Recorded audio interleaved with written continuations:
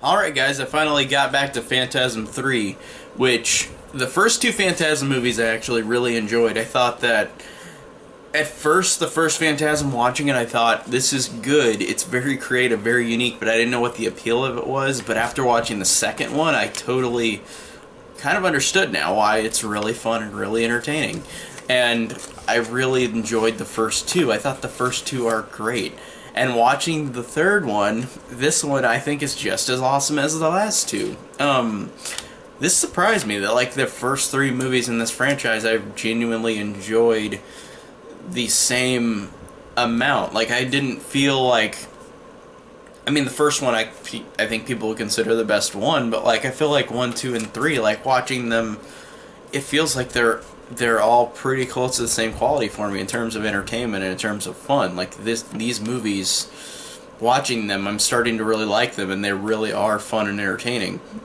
And of course, there's things I can like complain about, but I can do that with anything. But there's a couple things in this one I will complain about more than the first two. Especially at the beginning of this movie, because this movie starts out with a recap again. And the thing that annoys me is, like, it starts, and then the tall man's still alive, and then Liz dies, which, I mean, I didn't love the character from the second one. I thought she was fine, but, like, really, just get rid of her like that? They didn't even, like, make a point to have Mike, like, look sad about it, or Reggie to be sad about it. Tall man just comes up, has her head just in his hands, like, and that's it.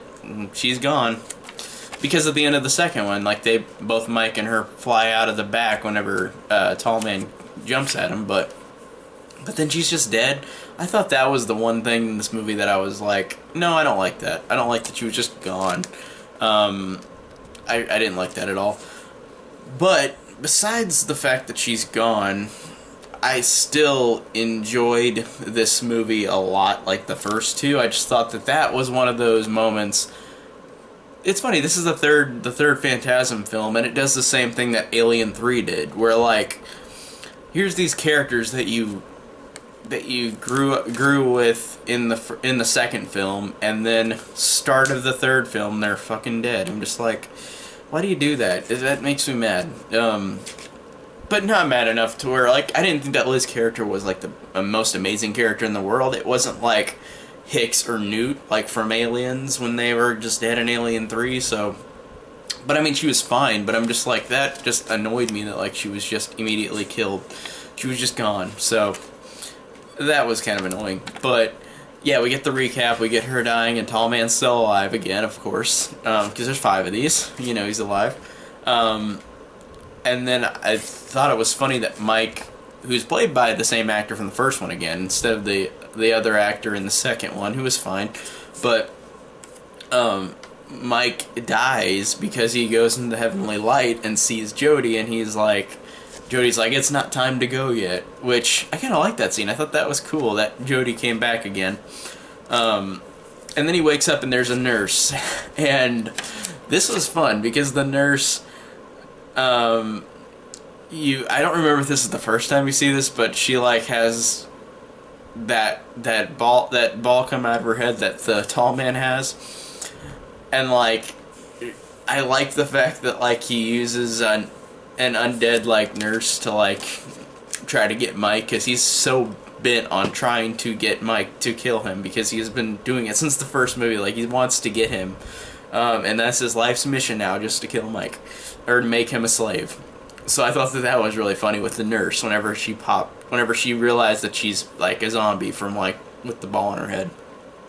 And then after that, Mike's kind of out of the movie for most of the movie, which, the more I'm saying this on camera, the more I'm thinking of things that I think I don't like about this movie, but I still feel like, in terms of entertainment, there are things that I could say I enjoy a lot that make it stand up to the first two for me.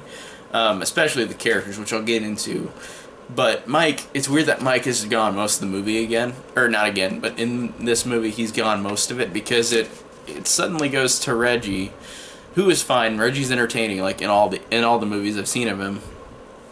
He's entertaining, but whenever he like it cuts away and Mike's gone for a long time, and then Reggie meets this other kid named Tim, this little kid who is, I think, the same age as Mike was in the first one, which he looks like Mike. He wears the same kind of outfit, which I wonder if they did that as a cop-out to go, okay, we can, if we don't have Mike in the movie that much for some reason, we can have this little kid who's similar to him.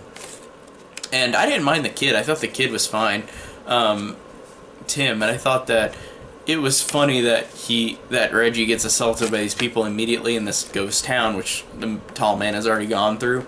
And whenever he goes there, he gets assaulted by all these people, and then they go to this house, which is the house from House. Funny enough, I read online, but they go to this house and it's got all these weird like Home Alone type traps, where like the Tim kid gets the people who assaulted Reggie, and then they kind of go on an adventure together, Reggie and Tim, which I thought was fun. I thought that was fun with the kid, but like I said, I just wish that Mike was in it more. They just kind of wrote it out to where he's not in it much in this movie. I thought that was really weird. And then I can't remember if this happens before or after, but I like that you realize in this one that Jody is now kind of a slave to the tall man, where he is one of those balls, but it's a black one instead of a silver one. And Jody uses that knowledge to help Mike and Reggie out. I thought that was a cool way of incorporating that Jody character, even though he's been dead since the end of the first one. I thought that was really cool and really entertaining. And I thought it just really helped in just how fun it was because of that. So, like, there are things I can complain more about this one than the first two, but I still enjoy these new characters. And I really enjoyed, like I said, I enjoyed Tim, but I really enjoyed the Rocky character, which is one of these two girls, these two girls who go and try to assault Reggie again, because he keeps getting assaulted. And one of the girls dies by one of the balls that tall man has, and then Rocky, the other girl who lives, goes along with Reggie, and I thought that character was really fun and really entertaining. Like Tim, like they both were really cool people to hang with Reggie. I thought that they actually really worked. Like, they had fun chemistry. They were really fun with each other, all these three characters.